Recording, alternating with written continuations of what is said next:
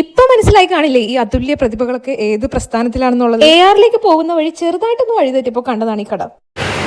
കൊണ്ടാടി പഞ്ചായത്ത് ചേരക്കോട് ദേശം.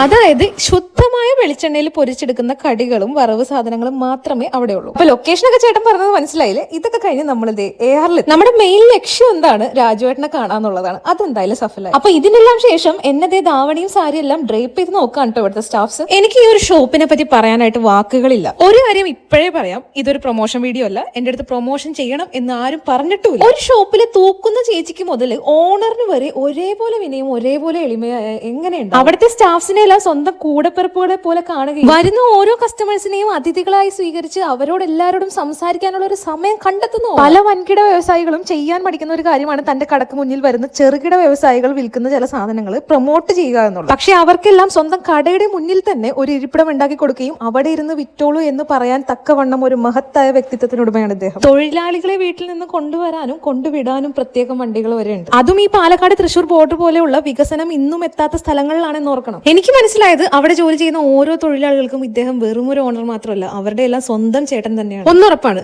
ഇവിടെ ഷോപ്പ് ചെയ്ത് ഇറങ്ങുന്ന എല്ലാവരുടെയും മുഖത്ത് ഒരു പുഞ്ചിരി കാണും. കാരണം അത് അവരുടെ മനസ്സിൽ നിന്ന് വരുന്നതാണ്.